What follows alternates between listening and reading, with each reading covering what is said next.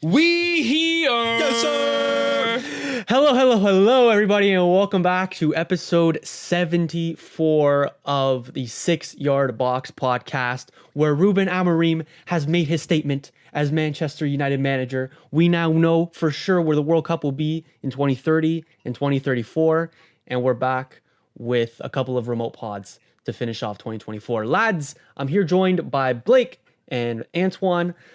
A little further distance between us this time around, but boys, I'll start with you, Blake. How you doing? Good. Doing good. It was an interesting week of football. It was an interesting week.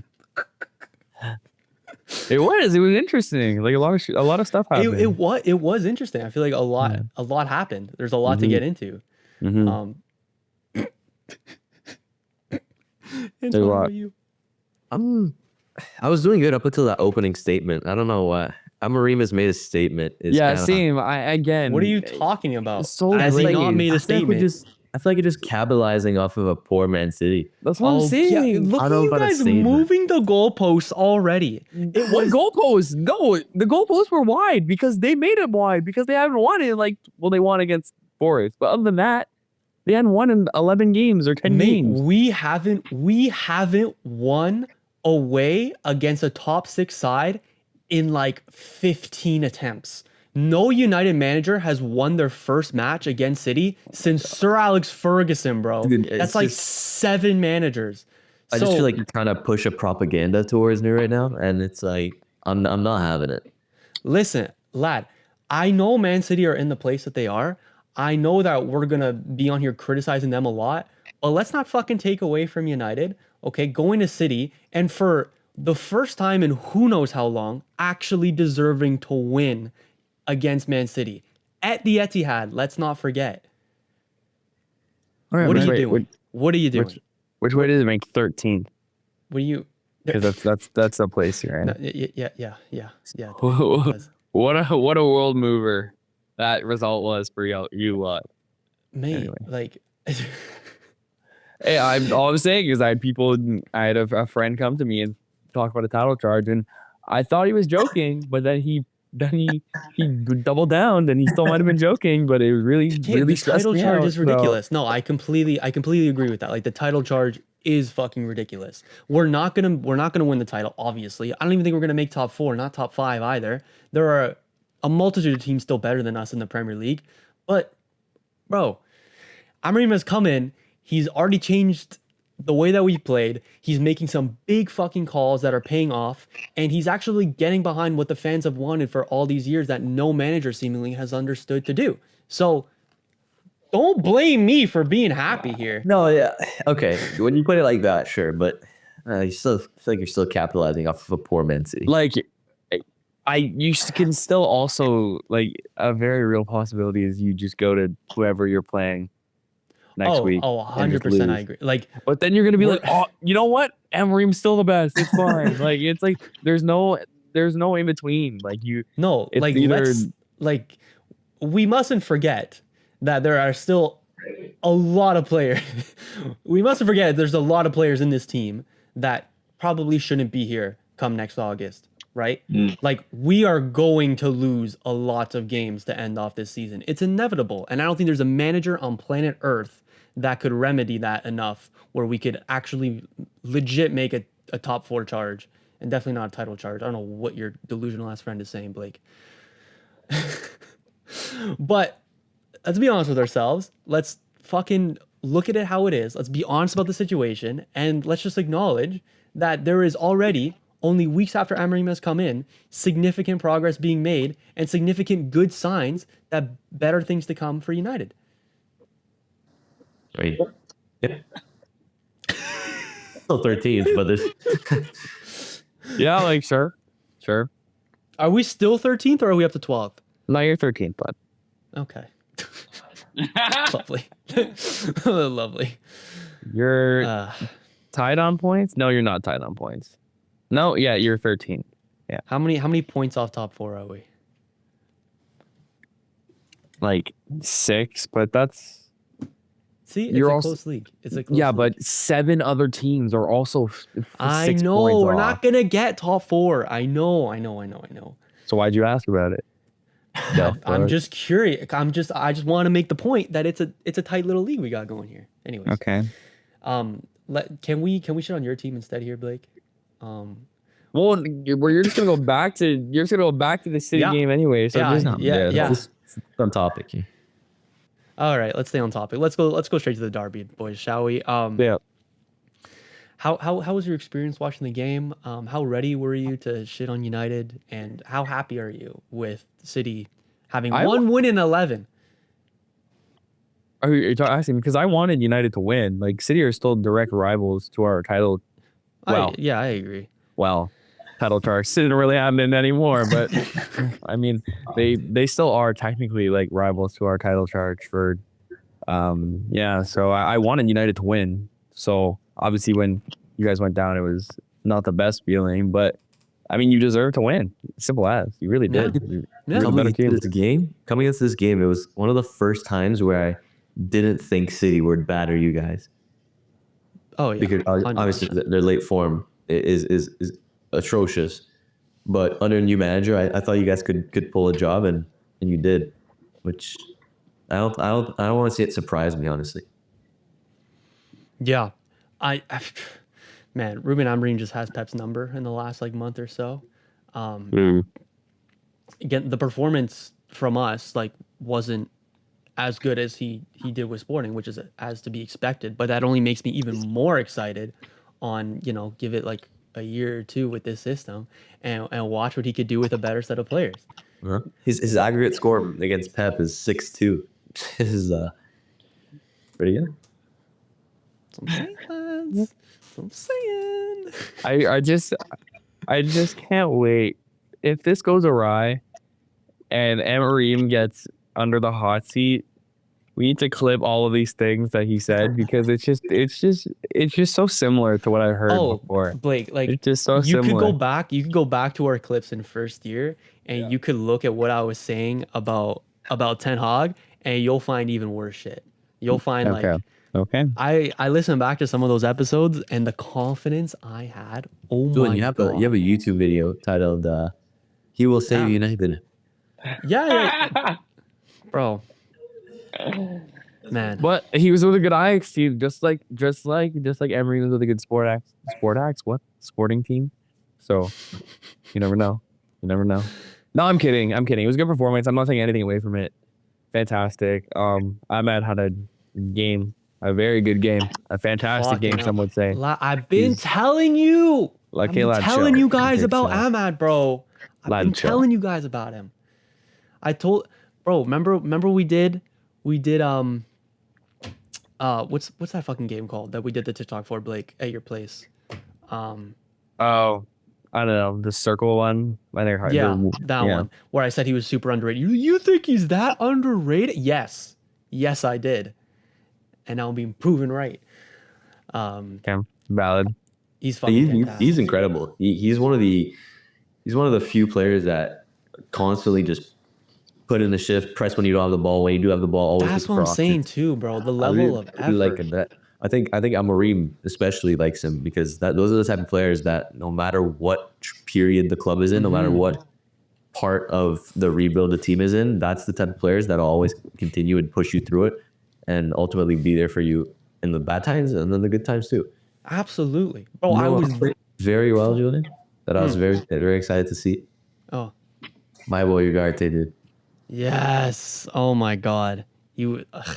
I had my doubts in the first few weeks of Ugarte, but then he settled down at the club, and I think it culminated in yesterday's performance where wow, like holy shit. He was our best midfielder yesterday over Bruno, over Mainu, who had a bit of a dodgy one. Over Mount, which isn't saying much, but yeah, he looked fantastic. Like even like him, like taking the ball down and then that little back heel flick to Martinez to set up the second goal. Like wow. I was thinking his press resistance is so impressive. Yeah, I mean, that was the main thing I was worried for, bro. That was the main thing coming into one of the most intimidated when teams up against. When I knew he was coming to United, like that was the main factor. I was like, I don't know how it would be on the ball with like the pace of the Premier League, but give it a few weeks and man, he's made it work, innit? Like he is, yeah, he looks spectacular. And then he got I think he got the assist for a first goal against Forest too. Like yeah, he's had a great couple of weeks, and any of my doubts about him are now gone. Well, Yeah, not gone. kills but me like, to see that, but happy for him. yeah, bargain. No, I'm kidding.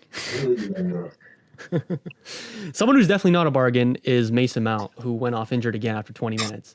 And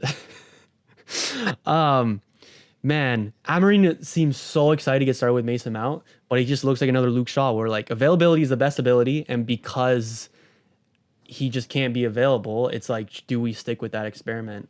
Like, can we carry him and 3 other guys who are just perennially injured? So, yeah, I was excited for Mason Mount with Amorim, but I don't know if that'll work anymore. And then we had Manu come in for him, and Manu doesn't really seem to like. He doesn't seem natural in that like I reckon- double pivot role. Yeah, I reckon he needs to play in a 3. To be honest, I'm sure he can adjust, but off of first looks, a 3 might be well suited to him. Yeah, But- yeah, definitely. Like, give it the adjustment time for sure. Like Yeah. before, like he was pretty much playing in a pivot last year too, just alongside Casemiro with Bruno higher up. Well, that's what I But- mean. A 3, right? Like a 3-man midfield. Yeah. Yeah. But still with like a midfield partner next to him as like a destroyer. So I mean, maybe just give it time. You know, like Manu had like he set the world fucking alight last year coming in for like his Premier League debut, fucking making his first start at Anfield and scoring winners in like his 3rd appearance. Like, I think he set the bar so high, right? So I think it'll come good still, but this is like the reality, really. I think. Anyone else? Delict I thought was really good. Maguire I thought was really good. Oh my god. Lads, I'm This is telling what you, happened. You win one game and you're like, let's just go through a whole team. Everyone was fantastic. Life is good. No. I'm cautiously optimistic about United because, like, let's not forget that a week ago we lost away, or no, we lost at home to Forest through some dumb mistakes, and it's not even like we played bad in that game, but it was just individual errors fucking costing us. Oh no. But the way that we're playing, when you take it as the entire game and you kind of look at the performance more than the individual errors that led to the goal and the scoreline, then the last few weeks have been really positive for United. Really positive. So I'm cautiously optimistic. Again, about Maguire, I don't know how much I want to trust him. I really don't. But to be fair, why did we think so highly of Maguire when he became the most expensive defender in the world? It's because he excelled in a back 3 system with England and made his name that way. I can't remember how he played with Leicester too, but in a back 3 system where he has 2 other partners that could, cover up for his like mistakes or like inefficiencies with his game, I think he absolutely cooks. And as like a middle center back there, he handled Haaland, dude. He fucking handled Haaland. That's crazy. Hasn't been hard to do the last time. It has been hard to do the last. Mate, it's Thank you. Erling Haaland. Give us a little bit of credit here. Oh my god.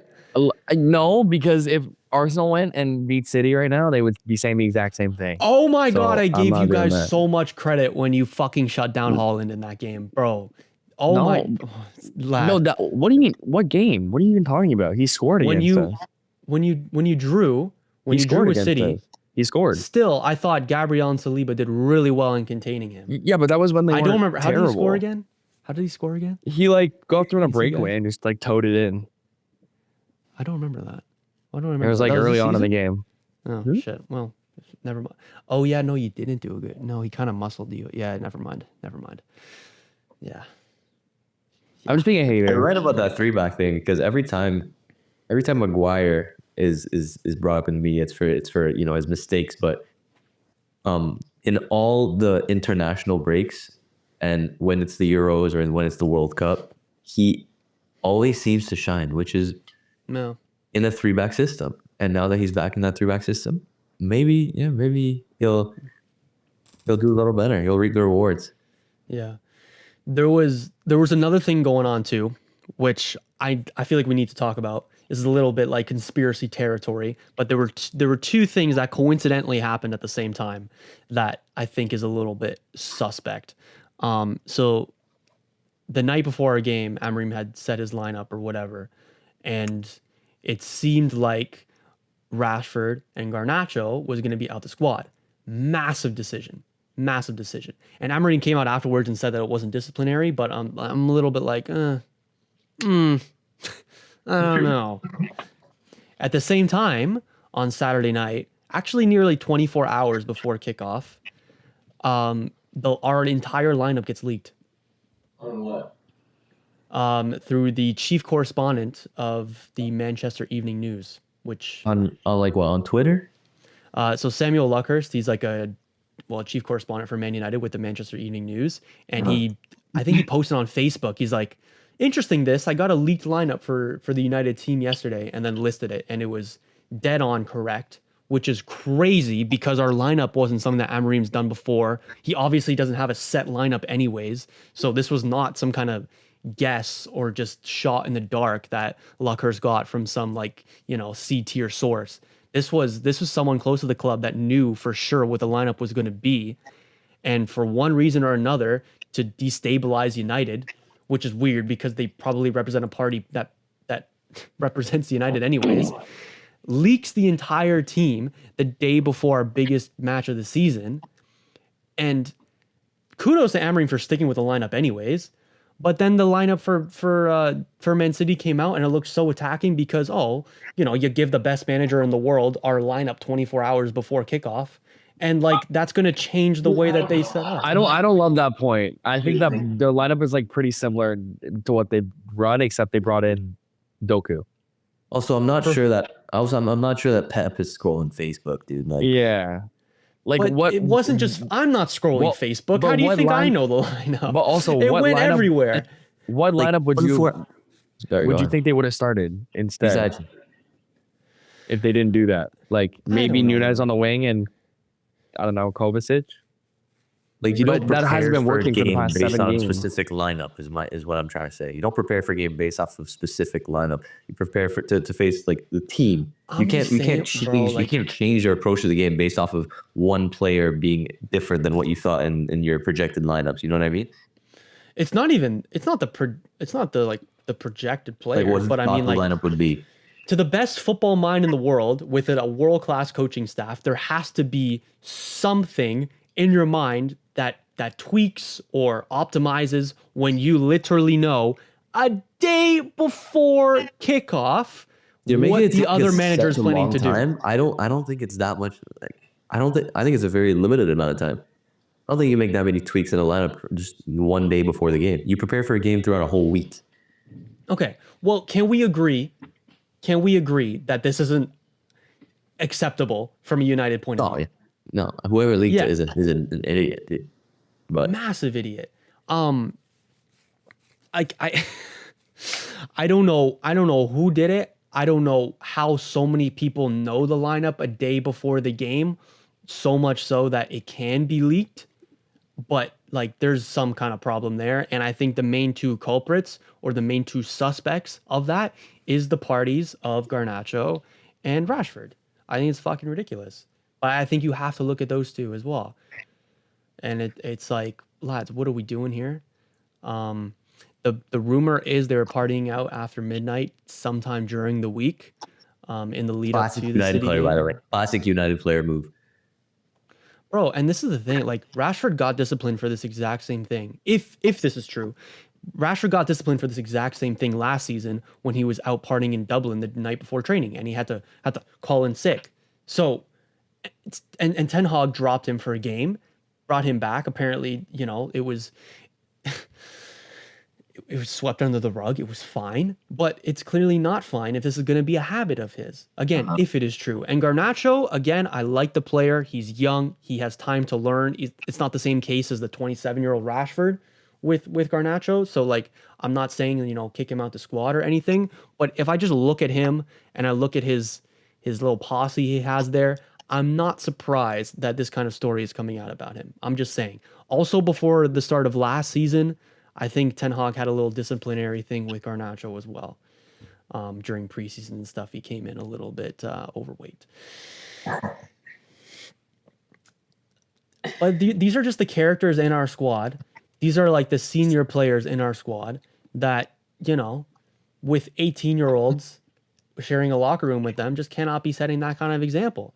And like, when you look at shit like that, it's like, no wonder we've been so shit for so many years if that's the culture that the senior players are setting. Yeah, 100%. Totally agree with you. Especially because Rashford used to be such a good player. I feel like that makes it even worse. Anyways. Just fell right off the party, you know what I mean? Yeah. No, it's... But brave call by Amorim. I think he made a, like, if it backfired, if we lost the game against City, all the press would be, why didn't you start Rashford? Why, you know, this was a perfect game for Rashford. He's I done don't so well. think that at all. I absolutely think that. Bro, it was obviously disciplinary. No, I absolutely think that. No, we're not because doing this, he came out after the game and said it was performance based, bro. Okay, go ahead. Anyone with a footballing mind understands that he didn't drop these players because he thought that was the best fit for the team. He obviously dropped them for a reason outside of football or disciplinary. You'll just drop two random players like that, but put them on the bench. So no, there wouldn't be anyone being like there's clearly a bigger reason behind this that isn't just football related. Of course, mate. Of course. But with Amorim says publicly that this is not a disciplinary issue. We can speculate about if it is or not, but publicly he's saying to the media and to the fans that this isn't a disciplinary thing. So then publicly, people are then, I guess, have the right or have the ability to then publicly criticize him for leaving Garnacho and Rashford out the squad on merits of performance. Even the same journalist I was just talking about, Samuel Luckhurst, he puts out player ratings before every single game, and he rates the manager too. Guess the rating out of 10 he gave Amorim for what he did against City yesterday. You know, how he controlled the game, how he got the lineup perfectly. He took a bold decision in leaving two senior players out. He got rated a 6 out of 10, and his reason for giving Amorim a 6 out of 10 was that like the Garnacho and Rashford would have been perfect for this game. And if that's the narrative we're spinning after beating City, then what would the narrative be if we lost that game? That's why I give credit to Amorim. No, it's not. That's not our fault. That's fucking Rashford and Garnacho's fault for being fucking. No, I mean your media. Why is your media so crazy? Just chill, bro. Bro, I know they are. Just because this is the fucking world we live in, when like hating on United and criticizing them and bringing stories for the editor is just the number one priority, innit? I just want to give credit to Amorim for making the bold decision that Ten Hag never made before him. Do you think that you guys deserve to win that game? Absolutely. I thought so too. Okay. Like it was even-ish, but they had more attacking plaudits. Man City, zero big XG chances throughout the 72. game. I don't think they had a shot on target in the second half. Yeah. Yeah, there's a 50-50 possession. 0.95 XG for City, and you guys had 2.08. So Okay. Yeah. Just making sure we're on the same page. Yeah. No, absolutely. We need to talk about the players that did hand you over the score and the win in a way. Yes, let's hate on City a little bit. I've missed that. Yeah, this is what happened. This is what fucking happens when United win one goddamn game. We talk for 24 minutes about this stupid ass team. For All I'm fuck's sake. saying, I think we've talked about Arsenal a little longer before. No, never we've this definitely- long. Yes, yeah, never. We've But do you definitely wanna know why? gone 40-minute tangents about we're Arsenal. gonna You get wanna to know Arsenal. why? We're gonna It's get to because Arsenal. you guys love it too. You guys joined in and you egged me on. I didn't do any. I No, maybe did a little and egging on. Arsenal wins. I feel like we've talked for a good amount of time, dude. Arsenal wins. We used to literally go Arsenal won next. No. Don't even give me that bullshit. Don't even give me that bullshit. No, bro. I'm not having. Let's hate on City, please. Let's hate on City. Let's hate on Mateus Nunes, who I Let's thought. hate on Kyle And Walker. Also, I want credit because I said this like 2 months ago, and Antoine, you kind of came at me and said no, he's a decent player. That was so funny. That was so funny. Do you not remember this, Julian? I swear. I said. Well, I said. fucking yesterday, Antoine. I mean, not that you were defending Mateus Nunes, but Oh, you were yeah, like, yeah. no, he's not bad. He's just bland. He's That's what I bland, dude. mean. He's Yeah. the definition of a bland, plain yogurt. No, he's just shit. He's not even yogurt. He's like fucking like expired milk. I like still look spam. at his game. I still look at his game and see the potential in him. But yesterday it was just an To awful. do what? He's I'm terrible. not defending the guy. I don't think he's a great player at all. I don't think he fits in the Pep system. I don't think he's the guy that you need to replace the players that are missing for City right now. But I can see why Pep likes him. Is what I'm trying to say. Fair. He fits Pep's ideal player very, very well. That is valid. Yeah, that mistake was. Oh my god, that sequence, dude. Oh my goodness, bro! So Did you see from- Bernardo Silva after the game come out and say like, "Oh, we're Oh my playing god, like that was like crazy. schoolboys, like we can't be Yeah, doing this is everything." if you make stupid decisions like that, you don't deserve to play. Yeah, that's crazy. Yeah, insane. Oh, I love it. I fucking They're love it. capitulating. Yeah, Mateus Nunes terrible. Kyle Walker, like I need to make. Oh my You god. have no idea. Listen, How- his performance wasn't terrible, but we just need to That's roast the fuck bad. out of him. Like, The whole Wow. narrative about him cheating on and off the field is so funny. hey, he had it fucking coming. All right. Yeah. That Hoyland post genuinely is the Oh best. my god, the generational. best Instagram post Dude, of the the year. fucking the banter from the United players, like next time we play City and if we lose, we are fucked. We are fucked. Because the You know what I fucking oh my god. Because if they're gonna hold a grudge here and next time if they beat us, we're gonna fucking get it. Because it was Xerxes riling up the fans, Bruno was riling up the fans, Ahmad, Garnacho, Rashford, all Also so posted shit like shameless, Manchester is So red. shameless. That Bruno So celebration. How'd you feel about that Bruno celebration? I know you wanted to punch your TV. That's the side of Bruno that you like. Oh no, are you talking about the shrug? Yes, dude. Yeah. Oh, I thought you were talking about the 2-1 to The lad, you scored a pen. Why are we? That's what I'm saying. So shameless. That's what I'm saying, bro. Like, it's gonna bite you. Even I like Hoyland too, but all this shit out on Instagram, he's gonna get 2-footed one day. Like, it's No, like you're not. But You're you not know what this means though. I like this because it kind of reignited the hatred between this derby.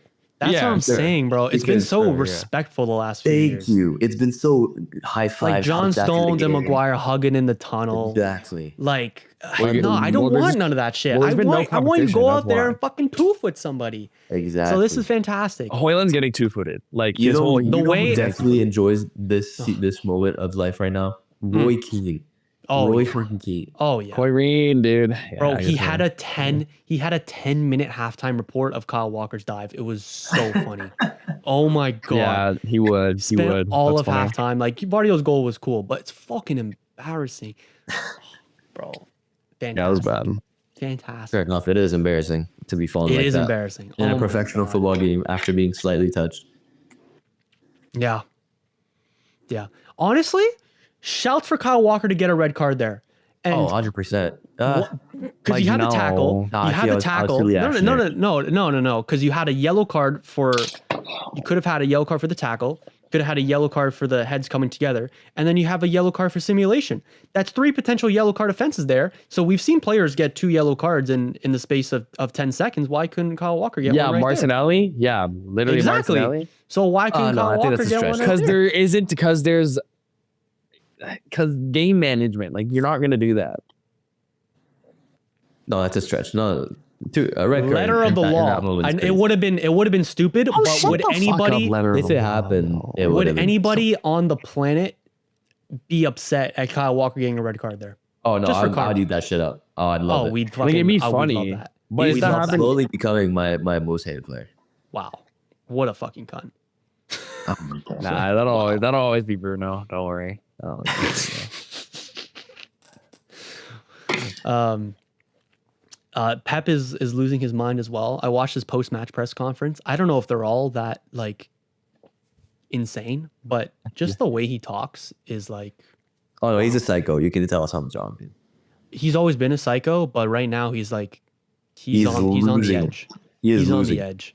He's losing. Pep Guardiola to the mental asylum. Here we go. Like it's. Do you it's think he'll close. ever want to? If it keeps going bad for Manchester City, Like if this 1-11 becomes, 5-30, no, 5-25. Yeah, 5-25. If it becomes 5-25, That's crazy talk, though. do you think he'll want to take a step back and I put it think in anyone perspective? would. Or I will think the anyone board want to sack him? Sack him? No. I don't think City are gonna sack Pep. I think Pep would leave on his own accord. But I do think there's a point where it gets to Pep is like, I cannot do this anymore. See, I don't Cannot think do so. this anymore. I think he'll want to pick it back up, because if you leave the club after a poor stint, after you've won 6 Premier Leagues and 4 in a row, what does that say to you? What does that say about you as a manager? No, we're not doing this again. We're not doing this again. It means nothing. He could leave tomorrow, and my opinion on him No, and 100%. But there'll always be that lingering thought that he left City at their worst. He couldn't bring them back up after bringing them down. No, maybe in his mind, but no one's gonna think that.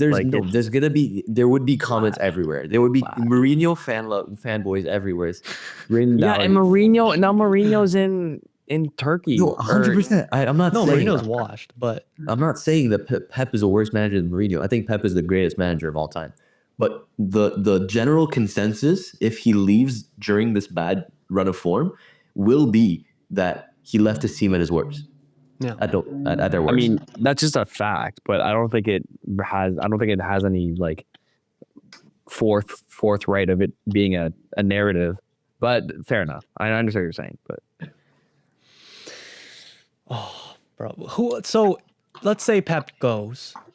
Who replaces him? we're not doing this again. We're not doing this because he's not. No, leaving, I'm not guys. saying it. I'm not saying it because like I want. There's no one available. Who's available? That was my point. This is the same There is narrative with nobody Arteta. available. That's what I'm saying. That's why this conversation is just dumb. You're the best manager of all time. We're like, I don't even want to talk about who should leave, or who should replace him, because it's just banging your head against the door that it's never gonna open.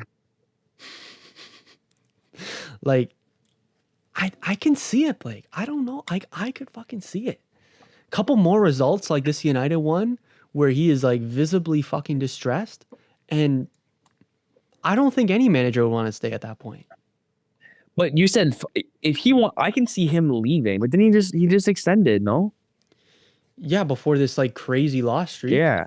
So genuinely, again, I think before Amorim came to United, the plan was Amorim to go to City. Genuinely. Yeah.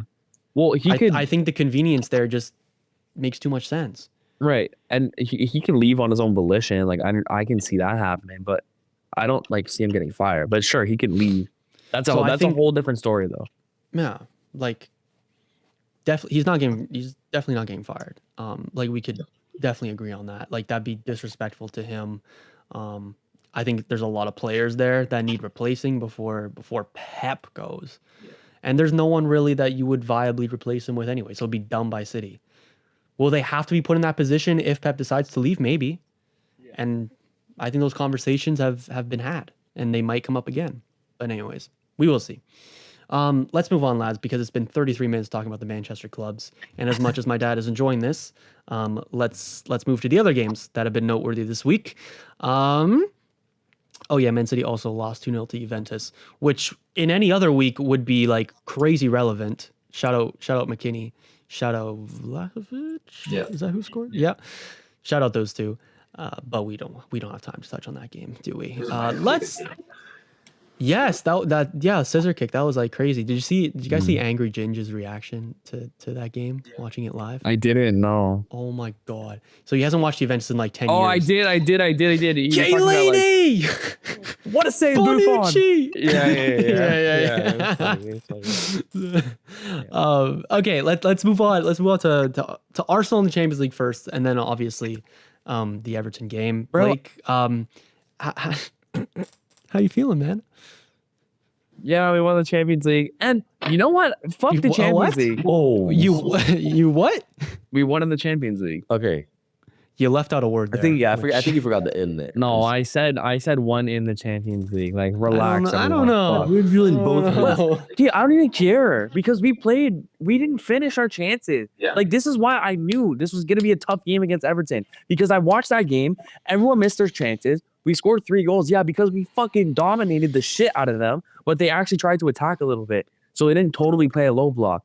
Then we go into Everton, they play a low block, and then everyone fucking can't score because I've been saying this for how long? No one can score besides Saka. Kai Havertz doesn't score unless he's force-fed a ball. Martinelli is goddamn terrible right now. We have no options off the bench. Oh, this team isn't good, guys. They're not good. Like, they're not good. Yeah, it should have been at least like 6-0 against Monaco, if we're being honest. That's what I'm saying, and that's why I was so disheartened going into the Everton game because I could just see it coming. Everton's a bogey team for you guys too over the years. Yes.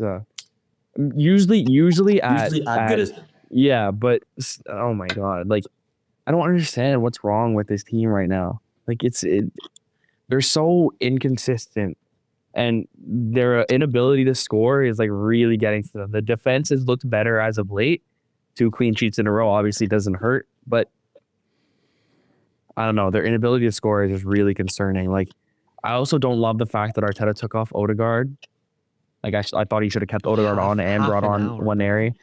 Odegaard was having a bad game, but still, I just didn't totally understand that. But it's still one of those players where at any point of the game, if you're having a bad game, you can switch it on and he can win you the. So yeah.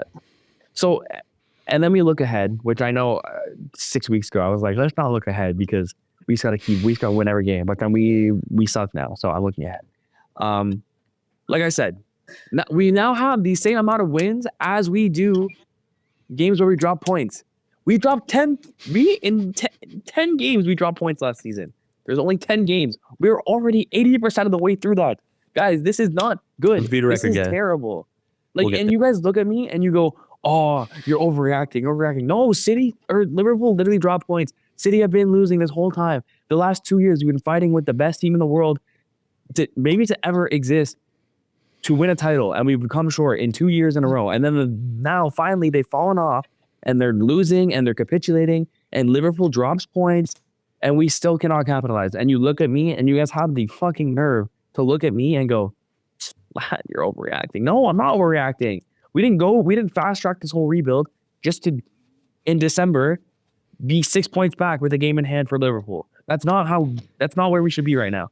And you look at me like I'm insane for saying that this is embarrassing to go 0-0 against Everton. No, it kind of is. You have to win that game if you're the team that you say you are, but they're not this season.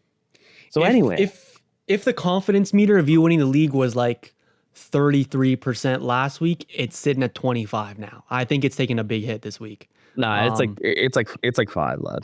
Oh, this is why we say these things. Like, this is why we say you're delusional. Like, you might look back at the end of the season and be like, yeah, it was 5 at this point in the season, and rightfully so, I was right. But it shouldn't be 5 right now. There's still more than half of the Premier League to be played. You guys have a very decent squad, one of the best in the Premier League, one of the best backlines, one of the best center-back partnerships in the Premier League, one of the best midfielders in the Premier League, and the offense just isn't clicking right now. If you make a couple January signings, 1 or 2, which we're not going to. He literally said we're not going to. If you make it, you have to. If you actually don't, then it's a failure. But if you make 1 or 2, or let's just say one January signing, you will be fine. You will be in the title race come February, March. Look at this, bro. You're 6 points back, but Liverpool have a game in hand, so that could be 9 points. That's not good. That's really not good. And again, Blake, I told you this last week. The thing is, obviously, the Arteta out is nonsense, but bro, your fucking transfer window. I think if you guys don't fucking step it up, if not in January, next summer, you guys are gonna quickly become like the Tottenham of 2017, where you always seemed like one really good player away, and it disintegrates in front of you before you realize it. So, yeah. Yep. On the flip side, I think this lead you can catch back up this. Like, if we look at La Liga for an example, Barcelona were the same amount of points up with the equal on games with Real Madrid, and now look at Real Madrid already back up with the same at the same level as them. It takes 4 weeks to be back up, and then in 4 weeks, if that happens, Blake, you'll say, "Oh, we might actually win this," and suddenly the 5% goes to 70%. You know what I mean? I can guarantee you there isn't a point in this Premier League season that I think we will win the title. unless it is game 38 and we are up like 4-0 in the game. That's it. That is. I'm Oh my god. no, because I'm not doing this, guys. You don't understand. I watched this team be shit. I watched this team be kind of good. I watched this team become second in recent years and in years past. I know them, and I know they're different No, now. right now I see what you mean. I see what you mean, 100%. But like, oh, Like it's Champions League or bust, lads. Like it's what it's looking like. It's what it's looking like. Champions League. And Yeah, and it'll it's be gonna be bust. bust. It's Yeah. gonna be bust. So So what? I- Again, like Antoine said, at what point do we start questioning Arteta? bro, never. I'm Like, like what? if is there? I don't want you to leave out any names. Consider Pep. Consider anybody you want. Is there a manager on earth that can win the league with these players? That can? That can. Arteta can. The fuck? He proved it last season. It's not his fault that the best manager with the best team ever that just won a treble the year before. Well, I mean, week by week, it seems like he can't. So no, and it you seems just like Martinelli can. you're giving me reasons that he can't. No, how? If Pep wasn't in this league, we would have had 2 back-to-back titles. Yeah, but he was. Exactly. But you can't tell me that he's not the right man for the job when we were a point behind the best team ever just a year ago. Like we're not doing that. We're not having that conversation. And again, it's the players. Like I don't think Arteta's choices in that game were particularly right or good, but at the same time, I don't know what he's supposed to do when the players don't score. Like I know it is his job to find a way past that and to, get the most out of his guys and figure out a system that, might need some changing to get goals in the back of the net. But like playing Martinelli on the left wing is like a death sentence. He just puts his head down and run. Trossard hasn't been doing anything different either. And then other than that, there's no one else scoring. Odegaard lost his touch in front of that too. He missed like 2 huge chances in the Everton game in the first half. Mm-hmm. I can't put that on him. But anyway, I didn't see the Everton game as you guys just not finishing your chances. I thought the performance just in general was a little bit lackluster. Like you didn't. I Really agree, have but that I'm many saying chances. Odegaard had a couple chances, but usually you at least, I don't know, you think you put a little more on them and they just. Yeah. Again, stats aren't everything, but you had 1.22 xG. It's not like you deserve to lose this game. You definitely dominate Everton if you at least look at the possession and the chances created. But there wasn't many chances going around. It wasn't a fun game to watch, was it? No. And you contrast that with Liverpool, who of course, like drew as well, and we should talk about that. That shouldn't go remiss. But then they fought back twice to come back. Like they seem to have like a dog in them, whatever. And then most importantly, Chelsea right now have won at least 5 in a row, I think. They're handling their team. Sure, the fixtures are easy, but it's looking fucking scary. I'm not scared of Chelsea. I'm not scared of Chelsea. No, okay. I'm not scared. Like, what's the possibility of that? If Arsenal's 5%, what's Chelsea? Like probably like they're probably like 5-2. So Liverpool is 90, or does City get another 5? Okay, I didn't really think of that, but like Like, I think Liverpool could, like, if they're not terrible at their jobs, they should run away with this. Like it's so easy. Like they should run away with this. Like they have the pedigree, they have the talent, they have the young guys who haven't won it either. Like they should run away with it. Interesting. Not saying that we should follow these, but the odds on betting platforms have Chelsea second favorites, just above Arsenal right now. They're not winning the title. If they win the title, I'll eat my words, but they're not winning shit. No, I agree. I don't think they're going to win. But Would you rather them win the title than City or Liverpool?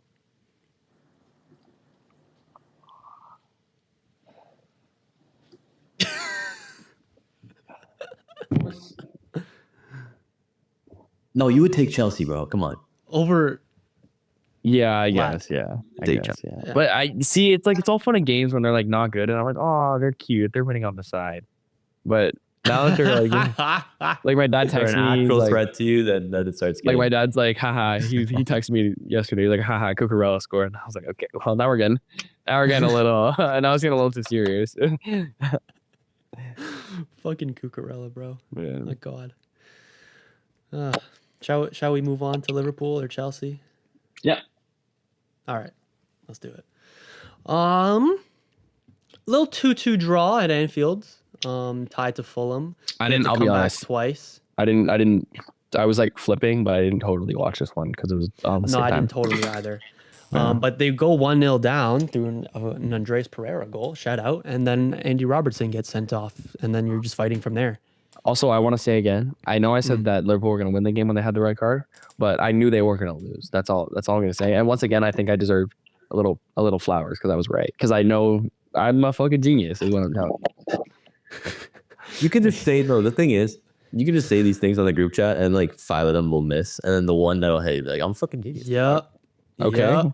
Shoot or shoot. Shoot or shoot. Unbelievable. Shoot, Unbelievable.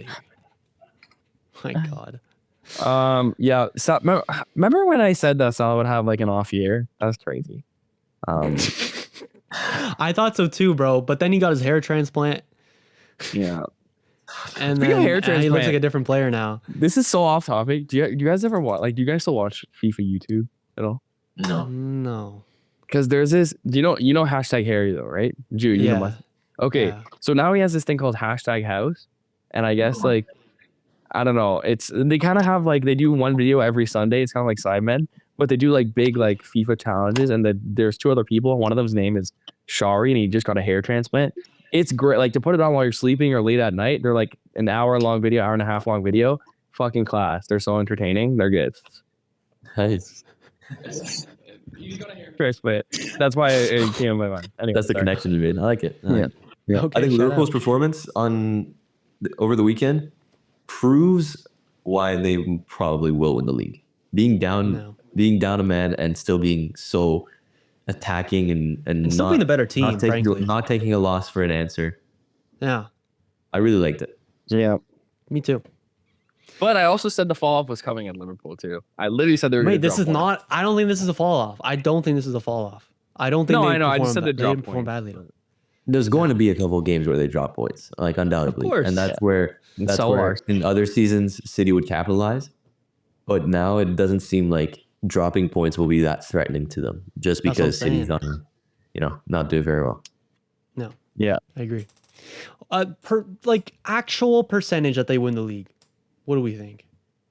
It's nearing Like 60. Yeah, it's getting I think it was close. a good number. getting close to 65, 70 now. Game in hand, Yeah. tough fixtures are gone for the most part. Here's my thing. If Chelsea, let's say Chelsea had a little more experience in their team, I think it would be a little more realistic to catch them. And if Arsenal were at the same point, 6 points back with a game in hand for Liverpool, but Arsenal were playing better football, and I just like could see what was happening, and it was more of an uplifting sign, then I would genuinely say it's like a third. Like I genuinely say Arsenal has a 30% chance they'll come back. But Liverpool are looking unstoppable, and no one looks good enough to catch them as of now. Bro, if Arsenal don't win the league, you know how embarrassing that is? Okay. Like this Okay. was Okay. like you guys like you said, you guys should have won the league back to back if it wasn't for the like one of the best teams in history. And now that the 1 year that they've fallen off now, you're gonna lose to 2 teams that have new managers and unstable squads and players that might just leave in the summer. To Saudi players that we were calling wash a couple months ago. Yeah, Liverpool are fucking fantastic this year. Chelsea look great too. But the fact that you guys aren't capitalizing on this golden opportunity with City not being City, this should have been your year. This should have been your year. And the fact that it well might not be, that's heartbreaking. And then you guys have the fucking nerve to look at me and go, "Oh, you're overreacting. It's one game, Blake. Calm down." Yeah, I fucking know, Julian. I know we should win this league, and we're not going to. Yeah, it is heartbreaking. It's embarrassing. It's everything you want to call it. But also, kudos to, again, this rebuild, realistically, rebuilds do not take as little as it took for Arteta to get us to where we are now. So we probably should have been competing by like maybe this year, if we're being honest. But Bro, but then you call your rebuild short. Look at Liverpool and look at Chelsea. Like, look how quick that they've risen up. Whoa. We're not giving Liverpool the same rebuild time as Arsenal here. They were like, Sure, it's not a rebuild, but you can call it a retool. No, that's significant. Nobody expected Liverpool to be at this point this quickly with Arne Slot. A lot of people were calling for them to not even make top 4. And in Chelsea's case, this is even more drastic. So like the one team out of those 3 you would have expected to actually be at this point fighting to win the league is Arsenal. This was if you told me at the start of the year that City was going to fall off this badly, I would have said Arsenal's, it's theirs to lose. And the fact that you're not even the fact that you're third in a 2-horse race at this point, are you rage baiting? Are you rage baiting? Because like a week ago you were like, oh, we're giving Chelsea too much credit because it took them, they spent $1 billion pounds and now you're making them, the rebuilds here right now. Pick a side.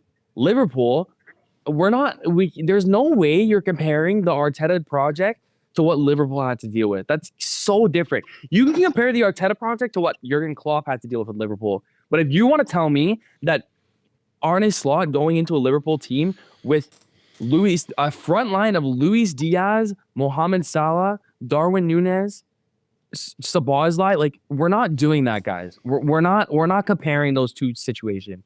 With the back line of Van Dijk and Konate and Alisson and the 2 fullbacks, like we're not comparing this. That's ridiculous. That's blasphemous if you want to do that. And sure, maybe you're finished ahead of the same team, but don't you fucking dare. And you're supposed to be the one on the up. They're supposed to be the one on the down. Don't you dare compare 1 year of Arne Slot with the team that had so much talent in it already, and sure, he's getting the most out of them. He's doing great. Don't compare it to what Arteta had to deal with David Luiz, Pablo Mari, and 70-year-old Petr Cech in that. Don't fucking talk to me about that bullshit. We're not talking about that. You just did. Your current squad. We're talking about your current squad that finished above this Liverpool team last season and is expected to be better this year. Yeah, but you're trying to say about Arne Slot coming in and Arteta. That was your point. That's the whole reason why we're talking about this. And I said I'm saying the fact that Arne's, of course, bro, of course. But I'm saying the point that you guys are in 2024, like Arteta should be above where Arne Slot is. Sure, you should. That's not a crazy point. I've been agreeing with you this whole time. I've been agreeing with you since the moment we dropped points in our 3rd game or whatever it was, and I said it was over, and you guys laughed at me. But look, because that was an overreaction at the time, mate. No, but I saw the signs, bro. The Everton game is a little bit. This is a signal. This knocks the confidence a lot, even for me, who's been high on you guys this year. Of course, am I clip farming a little bit? Maybe. Yeah, I am. But there's truth in my words here. Like, this is fucking embarrassing for you guys. Yeah, but I mean. Yeah. This team they're not good, guys. Like I keep saying it. I don't think they're good this year. In the Champions League, maybe, because it's a whole different game. But in the league, the title race this year is going to be between 2 leagues that couldn't even make top 4 this season before last. Okay, stop clip farming, bro. Like I get it. Like it's okay. That won't be in the clip. That's just the genuine thought I have. No, because we're still in a fucking title race, Julian. Like, fuck, we're not that far behind. You wouldn't think so with the words you're saying. Finally admitted that you're like Jesus. Last year, you actually came to the pod. You were like, you had full acceptance you were going to win the league. You're like, you know what, guys, football is actually fun these days because I can just sit and relax because I know we're not going to win the league. Incorrect. Oh wait. Oh, last week. I think said last year. Yes, you are. No, correct. Last week. We're still in a title race, I guess, but I don't think we're gonna win it. So that's why you just said like I know we're not gonna win it, so I'm actually enjoying the football. Well, clearly not. Yeah, because I thought I hoped we wouldn't draw against Everton. Like, fuck. No, I get the delusion. Like sometimes when United's playing well, I'm like, fucking top 4, here we come. Like, look at your friend there. Like the delusion that's is easy to crazy. get wrapped up in. Believe me. And you guys genuinely can still win the league. Like City were in your same position this time last year, but the difference is you're not City. Yeah. Like, The thing I don't is, know if though, you guys can win 15 games in a row. yeah, true. But you guys talked about the whole recruitment thing. Arteta literally said, he's like, I sent it to the group chat, said, I'm not expecting it to be busy this summer or this winter, No. which again, it never is. It's always hard. But like, why don't we just spend big? Like at this point, I don't even care. Like, just get whoever. Like get someone who can score. Like, If Arteta goes to the board and is like, listen, like if we just take our projected summer budget and just use a little bit in the winter here, just count it as that, then like we need it now. We need it now. And yeah. also, you still don't have a sporting director, so it's tough to really make a call. It will on be tough. That is Yeah. true as well. fucking big signings, you know? I mean, there's definitely there's still people there. 100%. Yeah, for 100%. sure. But yeah, it's You something have a difficult. guy managing the whole thing. It's probably way easier than people that aren't as qualified to do it. No, for sure. But anyway, I guess we'll see. Who do we have next week? I don't even know. I can pull it up right here. Oh my Also, god. the striker market is very. We play Palace 2 games in a row. Like, oh my god. Bro. You win both. I don't see a reason why you shouldn't. We Hold play Hold we on. play Hold Palace on. and New tech. okay. Okay. I don't know what he's cooking, but I have no idea. There you go. There you go. all right. If there's not 9 points between December 18th and January 1st, there's a real problem. Lads, I can see a situation where it's 4. Come on, bro. You're playing Palace, one of the worst teams in the Premier League this year. They just won. They just won this week. Yeah, but still one of the worst. Dude, if you're trying to defend Palace, if you're trying to defend a draw to Palace, you know there's a problem. I'm not defending shit. I'm This is the saying biggest we one. are shit. Hey, bro, Selhurst Park is tricky. I've been Bro, telling you guys. Bro, I told y'all Selhurst Park was tricky, and Brighton learned this week. Was it at Lad, Selhurst Park? I don't know, but I'm Palace. Why are we I'm- trying to find a different alternative than 9 points out of these 3 games here? I'm not saying Facts. anything less than 9 points is acceptable. I'm just saying I don't have confidence in this team right now. Oh, that FA Cup on January 12th. That's gonna be good. Oh, we will be there. I don't even care. They can win that. I don't give a shit. I actually do not care about the FA Cup. we do. Yes, No, I don't. Mate, yes, no, you I should. Yes, you No, I should. don't. How? I don't care. I don't care. Oh, come on. You should. It's a No, trophy. because- Yeah, and if we win it, no one fucking moves. It doesn't move the needle. It doesn't move the needle at It's all. a trophy. You guys should still be going for the trophy, dude. You guys I should don't- still be going for a sure, trophy. I don't It doesn't care. mean They you can- take. It doesn't mean you take attention off of the Champions League or the league, but it's a fucking trophy. Go for the trophy. It's like I just don't have any. Like you asked me if winning the FA Cup last year changed for United, like changed the narrative for United, and I said no. But I actually thought about it more. Like, yeah, it actually did change the narrative because Ten Hag would have been sacked if we didn't win the FA Cup. So that absolutely changed the narrative. My feeling going to the summer for United, like, would have been way different if we lost that game against City. Like, so yeah, I think it absolutely changed the perception for us. And just the feeling, like how reactionary and how vile you Arsenal fans can be, ending the season off with winning the FA Cup, and you can't deny it, will just make you feel so much better through the summer. 100%. Like 100%. maybe a little, maybe You'll a be little high bit, off but- that FA Cup win, and then you'll go into next season. Exactly. But I You fucking wouldn't want have guys. the idiots. You wouldn't have the idiots going like Deep Arteta inside out. you, Enough you is want to enough. win there. Guys, So I like. if the opportunity is presented to you, you're just not taking it. Like, come on. Well, obviously, I want to win it, especially more than the EFL Cup. But at the same time, it doesn't move the needle for Arteta. I don't think it does. Like, Anyways. everyone's still gonna look at him and say that he hasn't won the title, hasn't won the league. The whole thing about how like United have won more titles than Arsenal in the Arteta era, like that means nothing to me. Like, it means literally nothing to me because it doesn't. Like, if we're again, the FA Cup thing, the Arsenal FA Cup record does matter. So if we can add to that, sure. But we should be adding to that as supplementary to our already fantastic performance in the league and the Champions League. It shouldn't be like something that saves the season. My thing is, like, I agree with you. 100%. Yeah, like I agree with you, Blake. But then again, like history books don't remember performances. You know what I'm saying? like at some point you're gonna need trophies to back up Arteta's success and the narrative around that. And I think an FA Cup would like not crazy move the needle. It wouldn't like cement Arteta's legacy and like Arsenal manager history, but like just the feeling and the narrative, I think it would help you a lot. Anyway, for our audio listeners that can't see your screen, Arsenal's next 3 Premier League games until January 1st are Crystal Palace away, Ipswich at home, and Brentford away. And Blake is saying 4 points. Like genuinely, I can see 7. I think they'll probably get 7. It should be 9.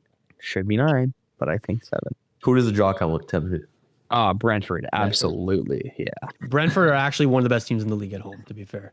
The G-Tech is actually a fortress. Yeah, it is. But it's not a fucking excuse. You'd be winning anyways, bro. No, it really shouldn't be. Who guys? You keep saying excuse. I'm not excusing shit. I'm just saying what's gonna happen. Like fuck, I'm not excusing anything. Speaking of Brentford, did you guys see the girl that has an apartment with a view of the G-Tech Stadium? No. And she makes like TikToks about it. Like she just opens up her bedroom blinds that is and awesome. just watch the game. That's she said amazing. like guys have tried dating her just to get a Valid. Brilliant. of the games. Brilliant. Yeah, fair. Yeah. Hey, can we hang out at 12:30? And I'm just gonna come in a Brentford kit. Like don't mind me here. Got some plans after too. I think I have to go after.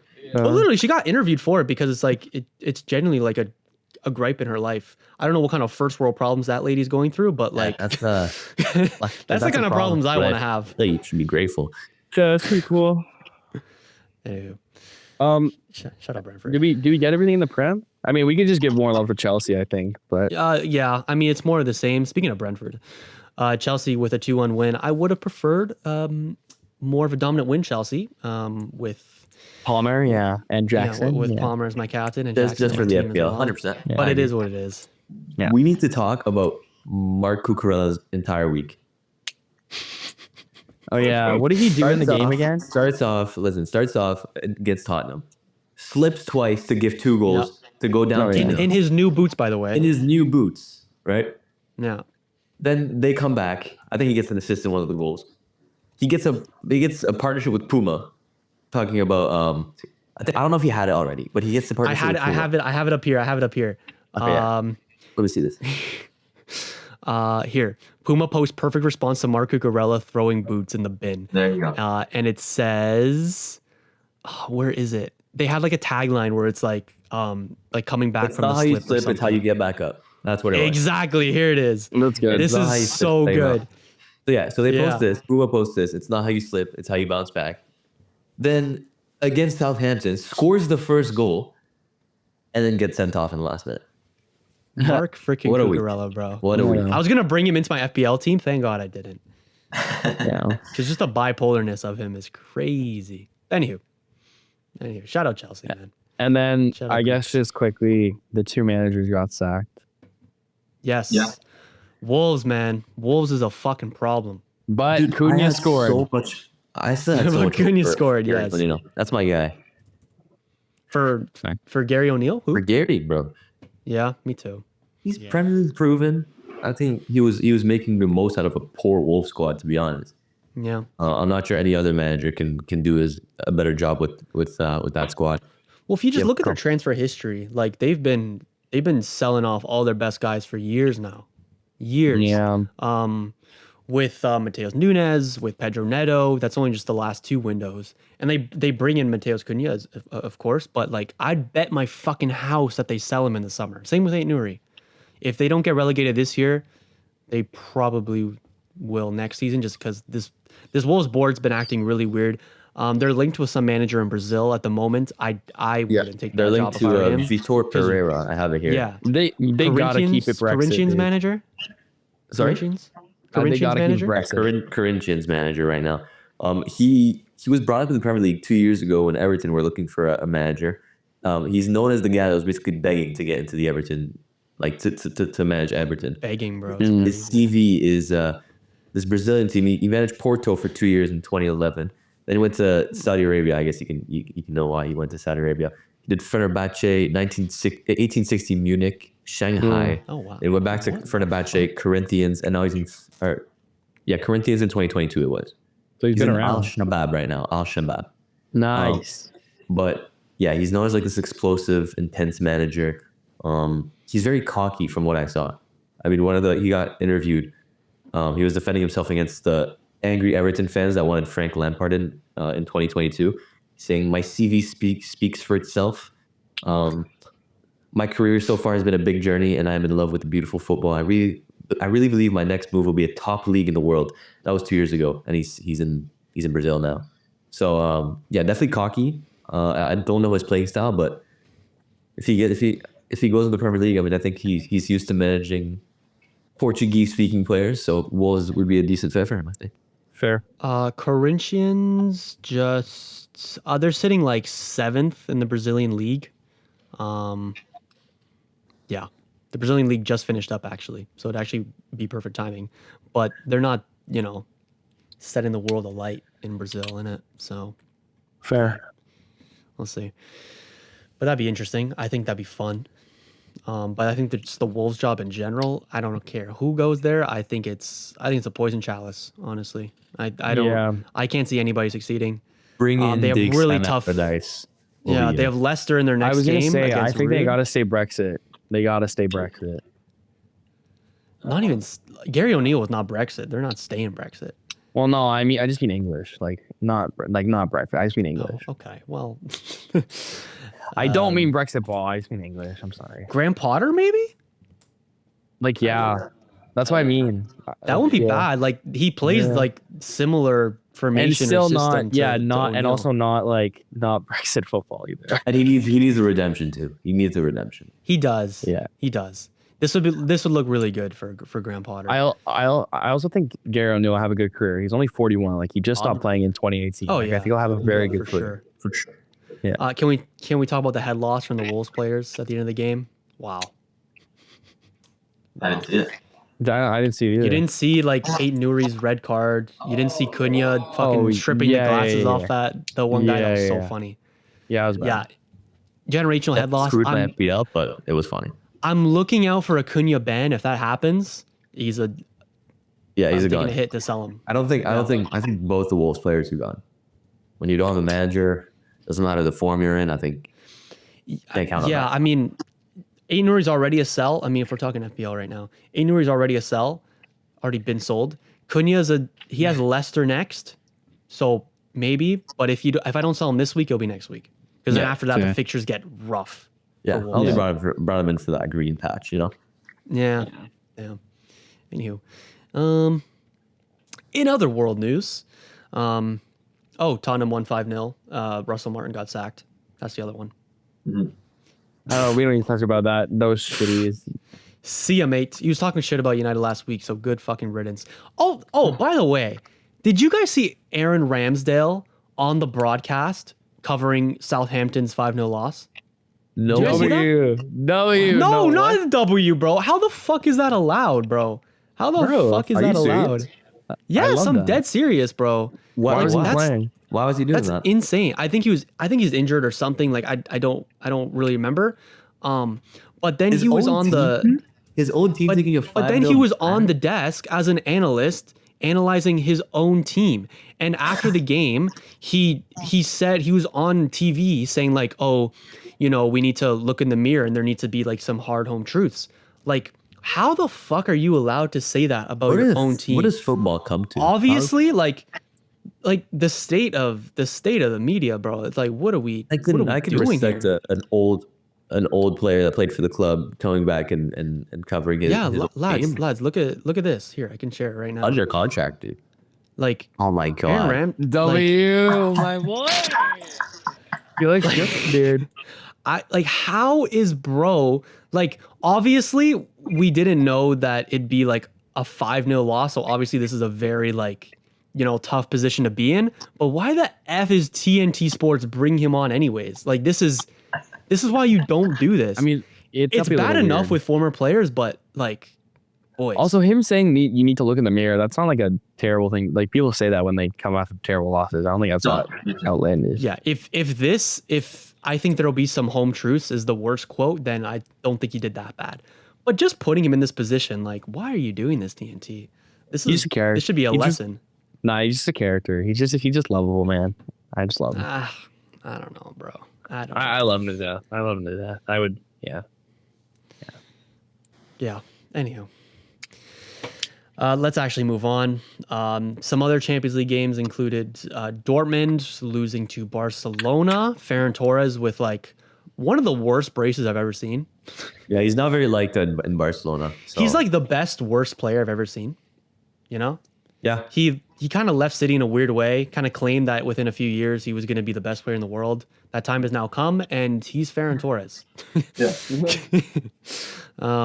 I don't know if you guys saw his winning goal against Dortmund, but it was really funny because he gets played through by Yamal, and then like he's on his right foot. All he has to do is touch and shoot far post, but his first touch is like way behind him.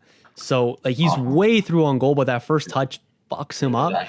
So he has to like stop in his tracks. The defender almost catches up with him, and then he still gets a clean strike to the far post and scores. So yeah, lucky man. But yeah, man. Barcelona look good in the Champions League, but not good in La Liga. They had another loss. It's their third game. Their third in 4 games. Third time in 4 games losing points. They lost to a newly promoted team, Leganes, who scored early. Decent. Yeah, they scored early and just sat low block. Basically, that's the story. Yeah. But there's a problem with Barcelona and La Liga. It just seems like they can't. They don't have a connection. Like this is Barca. They've had some off performances in the past few weeks, but Leganes wasn't one of them. They had so many chances in this game. Yeah. And like you would expect that, right? You would expect against the low block to get a lot of chances. I think there's a lack of connection in Barcelona, in La Liga at least. That's what I see. It's just that final touch, that finishing product. And now Lamine Yamal's out for another month with an ankle injury. Atletico Madrid, we need to talk about, are going to be leaders of La Liga in their neck if they win their next game. So it's real alarming for Barcelona because you were 6-7 points ahead at some point, and now you're going to be 1 point down. Atletico and Real Madrid are sniffing your tail as well. So Atletico play Barca next. Yeah, so whoever wins that game is going to be fun. Yeah. Robert Lewandowski alone in this game accrued 1.6 xG. That's crazy. Yeah. So the team altogether got like 3 xG, 80% possession. So this wasn't a terrible performance where they just didn't have the final ball. This was just like, chance after chance missing, and they got what they deserved in that sense. But yeah, they were up against the wall. I need to watch that. I need to watch that game, that Atletico Barca game. I need to. Wear your kit, Blake. Atletico, they started very poor. They started the campaign very poor. They started so bad, yeah. But now they're picking it back up. I would love to see Atletico win La Liga. When I was in my prime FIFA days, and like I actually would like follow a bunch of different teams. When Atletico would always come up short in the league, and like remember when they made it to the final against when they made it to the final of the Champions League. Oh my God, it broke my heart when Real Madrid beat them. Broke my heart, bro. It would be. I would love to see Atletico win the league just for Griezmann. Never won. I'm being serious. He's never won the league with them. Never won La Liga in his career. Wow, when he went to Barcelona, Atletico Madrid won the league. Then he went back to Atletico Madrid. Went back to Atletico Madrid, and then Barcelona won the league. So he's never won a La Liga. Poor guy. He for such an impressive and flawless in the play type of player. Flawless is crazy. He's one of the most underrated players, never talked about in our generation, seriously. And to have that type of career and not win La Liga would be criminal. It would no bias in there, Antoine. No bias in there. No bias. If you take a step back and you look back on his career, just off the stats alone, without showing you would think he's one of the best players of all time. Okay. Anyways, It's like look, it's like if you showed Giroud's goal to someone, you'd think he'd be the best striker of all time. That's what. Yeah. Remember when he said that? Griezmann's Olivier, career path was it Hey. this one thing. World Cup winner, played the best in that World Cup. Played. I think he was the best French player in the 2022 World Cup, but that's another conversation in and of itself. That's fair. To have a career like that and not win on La Liga would be absolutely criminal. And he needs that. I would love to see them win. Yeah. And shout out Marco Royce for finally winning a league title with the LA Galaxy. Yeah. Yeah. Shout out. Did you see the video of him at the trophy tour? Give me the fucking mic. Yeah. What a guy. He's like, We bro, are I'm happy fucking for him. champions, guys. Oh, I'm happy for him. And honestly, I love that because like I didn't follow the MLS playoffs at all because once Gifts are out of it, I just didn't care. But it's like this league is starting to, especially in the bigger teams in America, like it's like the LAs and even random teams like Nashville and Austin. Like you get a good turnout and it's like a decent viewing experience. So I'm happy for the especially league. with a lot of them getting like actual soccer stadiums now. Yeah. Just like the whole vibe and the atmosphere. Anyways, Yeah. No, I agree. you good there, Blake? Yeah. Sorry, my dog just made some random noises. All right. Real Madrid won. No, did they win? Yeah, they won. No, they drew. They drew. No, They drew to you're talking Rayo. about- oh, yeah, they drew to sorry. Rayo. I thought They you were drew talking about to Rayo. Champions League. Yeah, they drew I to haven't even Rayo. watched the They were highlights of down- this They were game. down 2-0, and then they got saved by Valverde and Bellingham. Then Vinicius scored what looked like to be the winner, but they got scored on at the end there. Yes. Yeah. I know. I know you know. I know you And- know Palazon, Blake, from FIFA. I know you know. I Easy do. Pala. Yep. I do. Yep. I do. Backed him a couple times for sure. Yep. All right, Drew, you want to take us away to the segment that you can use the new feature on? Yes. But there's one more thing we should talk about first. I have to be nice to you as well, Anthony. Oh, thank you. I forgot about that. I forgot about that. How did I forget about that? Let's talk PSG. Look, convincing win is. I mean, I don't want to talk about the Champions League game because it should have been a win and we won, rightfully so. But this game, Lyon this season are one of the more entertaining teams in Liga. Obviously, they were hit with that provisional relegation, but they're playing some really good football. You have Ryan Cherki, Ernest Nouama, and a lot of promising attacking players in that team that has been linking up very well. So to come out, this wasn't going to be an easy game. Nuama has a solid 0 goal contributions in his games this year. No, but the link up plays there, Blake. I know. Malik Fofana's in there too. Mikotadze, obviously one of the better players in the Euros. Started off kind of poor, but picked it back up lately. So yeah, Lyon is a very established team in France, and this game wasn't going to be easy. And let me just say, Désiré Doué lately, since the Champions League, started off very poor. I'm not gonna lie. Started the campaign off very poor. It looked to be like a very bad signing. But man, he tore Ainsley Maitland-Niles up. My boy. Oh my god. It was breakfast, lunch, and dinner. Fair play. Yeah, 3-1, very deserved win. Nothing more to say, honestly. Just How you feeling overall about PSG? about what? About Ligue 1 or about PSG? About PSG and everything. Liga, you're fine, lad. Let's be honest here. Yeah, we're fine in Ligue 1. I'm not bothered about that. Dude, I'm fine with how the project is going. But then I look at teams like Liverpool with Arne Slot, Barcelona with Hansi Flick, Bayer Leverkusen with Xabi Alonso, who are managers that have just joined within the past year, and they're soaring. You know what I mean? So there's a bit of jealousy in that, where I want my team to be soaring as well.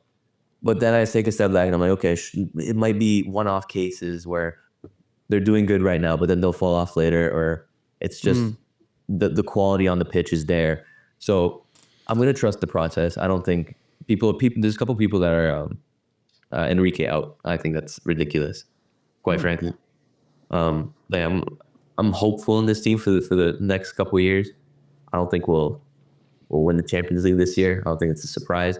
in saying that. Hopefully we make top 24, which is crazy that I'm even saying that. Might come down to the final game actually against Stuttgart. It might be whoever wins that game gets top 24 because Stuttgart are also low.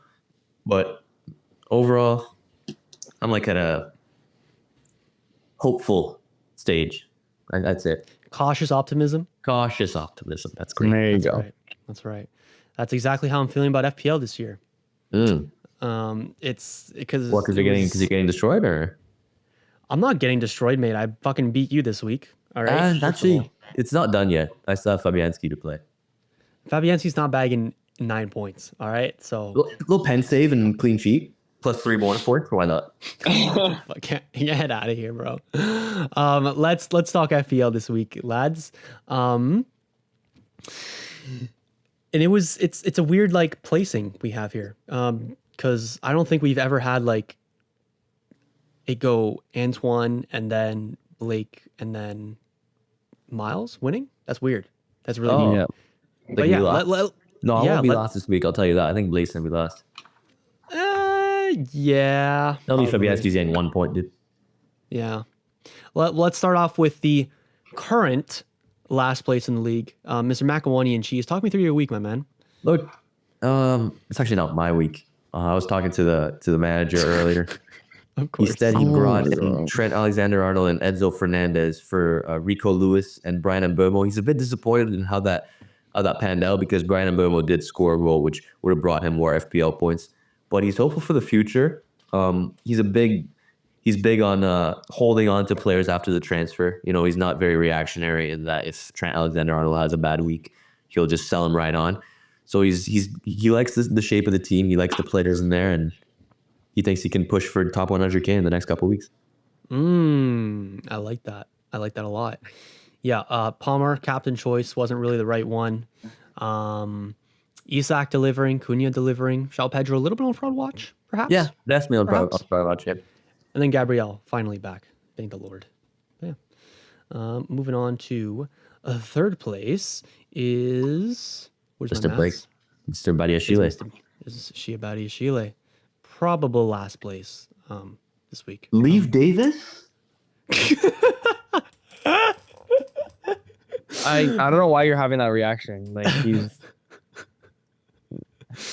Oh Okay. man, with Anthony Robinson on the bench. against Liverpool, you expected him to man. get 2 assists, and he literally got booked. So don't even give me that because that was just an unlucky situation altogether. I'm not commenting on my team.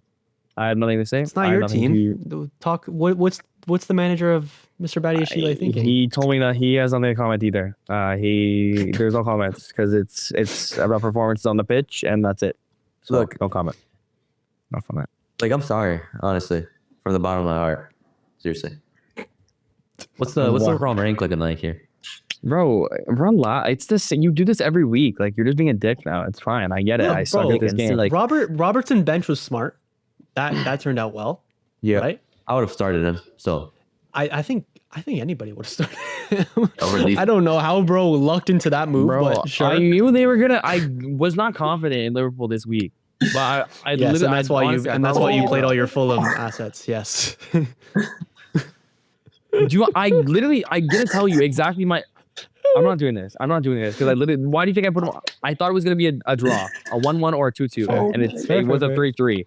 So instead of I could have No, got Blake, a I Robertson believe in you. No. Listen, I'm on your side, bro. Leave Davis on from now on. You just gotta bring in Salah, dude. Like Yes, Salah why is has Diaz to the be. best? I know. has to be priority. I know. Like, Do I don't like know what we're doing here. do Diaz and Smith Rowe for like Enzo and Salah. Yeah. Don't worry, guys. Yeah. Don't worry. Again, Miles not being here is a big advantage to you, because I won't lie. Because when asked upon, we're probably going to give FPL advice. Right? I just hate this segment, to be honest. It's just not fun for me. So you can just Hasn't been move fun in a on. while, has it? Yeah, no. Third place For one of the nice. was Roll of the Deitch. It was an interesting week. He's already made, rumor has it, he's already made 3 transfers this week. Oh, I see he's Eight Nuri. rolled in the United Stand League. Yep. In the United Stand League, in the United People's TV League, in the Footy Prime League. You are, if anybody knows that podcast, don't leave us for them, please. But most importantly, still a commanding lead over Miles in the 6YB League. Got Palmer wrong. Salah kind of under-delivered due to his standards. Cunha delivered, but might get banned. Jackson delivered. Nuri fucking sucks. He's a sell. Poro's a sell. Who's the other one I sold? And McNeil has been a sell. Actually, here's the team so far. If he gets banned, if Cunha gets banned, then he's a sell as well, and we're taking a hit. But yeah, that's what the manager tells me. Okay. But yeah, You on board with that, or? I think I'm on board with it. You know, I'm almost seeing too many similarities between this and the macaroni and cheese team. Yeah, I'm feeling a little bit of resemblance, maybe like a drone spying on training. I'm really not liking the meta in this game right now. Where I'm not able to catch up to you, really. But you know, captaincy choice. We got a few differences in our team. Like I'm looking at my team here. Like seriously, that's no ESAC. I know. 10 players. Nine's 11 players. Trent, Brian Trent, the manager Brian Trent brought in Enzo and brought in Rico Lewis, huh? Holding on to him, or and brought in Mikalenko. Listen, bro. There's just like, I don't know. I don't think he plays against Villa. Like, I don't know. Let's move on to the first place. Let's move on to the first place. It'll be a while till we say that again, actually. No more Mr. Rice. Yeah. I don't know who he brought in, but just looking at the team, you want difference. This is difference. Watkins in December 2024 is crazy work. Vardy in December 2024 is crazy work. He actually got the captain. I'll be honest right. though, Vardy has been good this whole season. So you guys he's actually been very good this whole season. So that's just casual from you guys. I know, but like. No, it's casual from you guys. It's definitely not casual. It's casual. Not an 1-12 shirt, 4-5-2-0. For a 5 mil striker, why would you not have him? Okay, if he's 5 mil, then yeah. I would like, probably take him over because Drogba. there's definitely there's a meta 3 strikers to have right now. Meta 3 or 4. He has one of them. Anyways, Madueke is just weird. It's bold, but it seems like it's working. Madueke is weird. Poro, I guess, got a result. Konsa's baffling. So weird. Yeah. So weird. Onana and Henderson. I actually don't mind this goalkeeper rotation, but it's weird. Yeah, I need and to then change same thing my with the mind. Fulham guys. Yeah. Anyhow. Nice, Mr. Rice Kai, and that will do the FPL roundup. Love that. All right. Let me stop sharing my screen here, and then we could end this podcast, lads. But a good week. How do I? Oh God, he's selling, dude. Wait, no, I went full screen on my monitor here. Wait, on the top left, it says this little screen share thing. Or top So right, this is great. This is great radio, everyone. Wait, no. There you go. I got it. Okay. Whew. There you go. All right. And now I'll do the week, boys. I've enjoyed this. Listen, we're working through the kinks here of StreamYard, but I've been enjoying this setup here. I think we have to see how it works with like getting the audio and video to be HD. But yeah, no, I like it. Anyways, lads, it's been a good week of football. We have, I think, League Cup games coming up in midweek, and then Prem. So we'll be here. We'll say like Sunday night or Monday morning next week, and then we'll deliver in the next pod. I'm looking forward to it, boys. In terms of how remote pods go, I actually didn't mind this one. No, it was definitely the best one we've done so far. It was good. Good. Fair enough, boys. There's no delay in these. I like that. Yeah. Yeah. Because on the FaceTime or on the Zoom, there would all be. There's a little bit of a delay. Yeah. These are cool though. I haven't minded it. Boys, I hope your Christmas break has been good so far. Next time we talk, it'll be right before Christmas. And anybody listening, enjoy the football as always. And I'll stop yapping. Blake! Take us away. We are. See ya. See ya.